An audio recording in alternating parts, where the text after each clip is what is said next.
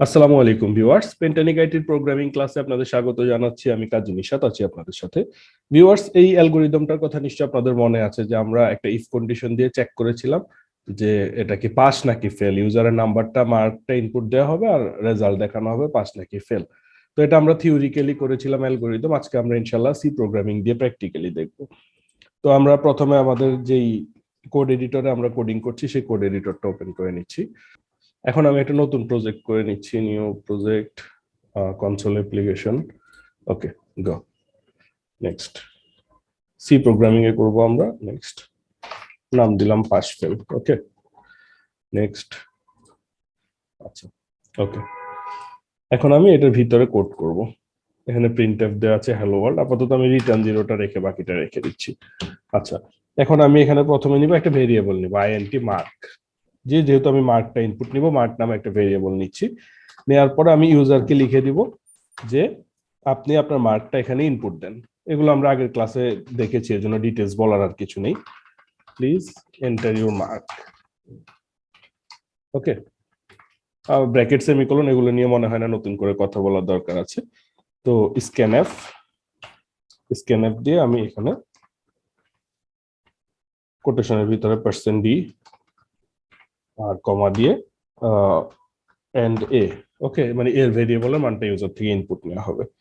এরপরে আমি এখানে কন্ডিশন লিখবো, ইফ দিয়ে ব্র্যাকেটের ভিতরে হচ্ছে আমার শর্তটা কি, মার্ক গ্রেটার দেন ইকুয়াল 33, অর্থাৎ 33 থেকে বড় বা সমান যদি হয় আমার এই মার্কের ভ্যালুটা। মার্ক কোনটা, যেটা সরি এখানে পার্টস এন্ড হচ্ছে মার্কের ভ্যালু সে ইনপুট নেবে।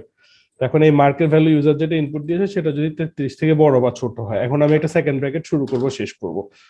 এটা হচ্ছে আমার ইএস এর অংশ।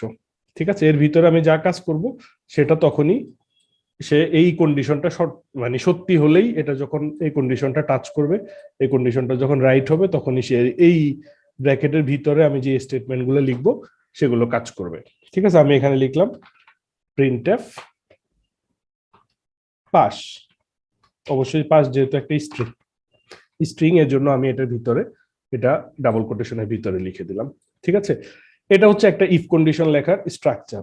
এখন আমি এটা হচ্ছে আমার ইএস হলে যদি কাজ করবে এটা, এখানে আমি চাইলে এতটুকু যদি লিখি আমার কোনো সমস্যা নেই, কিন্তু আমি যদি নো হলে আরেকটা শর্ত দিতে চাই সেই ক্ষেত্রে আমরা লিখবো এলস।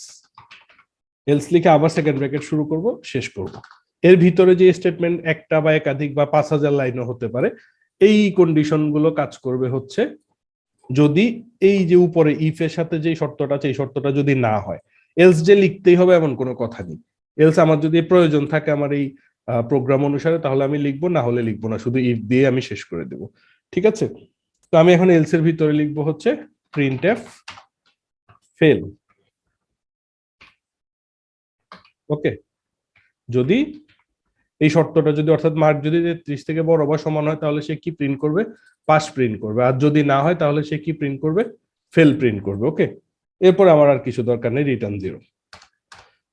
আশা করি এইটুকু প্রোগ্রাম আপনারা বুঝতে পেরেছেন, এইটুকু আপনারা লিখতে পারবেন।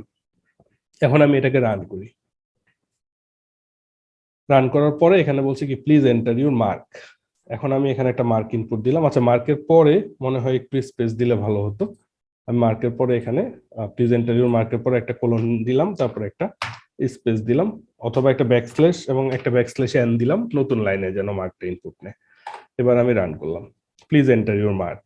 এখন আমি এখানে মার্কটা ইনপুট দিলাম হচ্ছে ধরেন 25, এন্টার দিলাম। দেখেন সে আমাকে কিন্তু দেখিয়ে দিয়েছে আমার রেজাল্ট কি ফেল। আমি আবার রান করি প্রোগ্রামটা। আমি মার্কের মান ইনপুট দিলাম হচ্ছে ধরেন 30, সে আমাকে রেজাল্ট দেখিয়ে দিচ্ছে ফেল। আমি কেটে দিলাম, আবার ইনপুট দিলাম, আবার রান করলাম। এখন আমি ইনপুট দিলাম হচ্ছে মার্কের মান 40, এন্টার দিলাম, দেখেন সে দেখাচ্ছে পাস। আমি এখানে আবার ইনপুট দিলাম মার্কের মান 90, এন্টার দিলাম, পাস। ঠিক আছে, এখন এইটুকু আশা করি আপনারা করতে পারবেন। আজকের ক্লাস এখানেই শেষ। তারপর আমি একটু একটা বাড়তি অংশ দেখিয়ে দিচ্ছি যেটা আমরা নেক্সট ক্লাসে করব। আমি এখান থেকে ধরলাম আমি মার্কের মান যদি আমি 120 প্রিন্ট করি, দিয়ে এন্টার দিই, সে কিন্তু আমাকে 5 দেখাচ্ছে। কিন্তু আমার এখানে আরো একটা শর্ত অ্যাড করতে হবে যে যদি মার্ক হচ্ছে 33 থেকে বড় হয় এবং 100 থেকে ছোট হয়। তো এই জিনিসটা আমরা নেক্সট ক্লাসে আমরা ইনশাল্লাহ একটা কন্ডিশনের ভিতরে কিভাবে একাধিক কন্ডিশন দেওয়া যায় হ্যাঁ, এখানে সেটাও আমরা চেষ্টা করব, কাজ করব, এবং ইফ যেমন অনেকগুলো কন্ডিশন সিরিয়ালি কিভাবে ইউজ করবো সেটাও আমরা নেক্সট ক্লাসে শিখবো। আজকে এতটুকুই viewers, thank you everybody, thank you so much, আসসালামু আলাইকুম।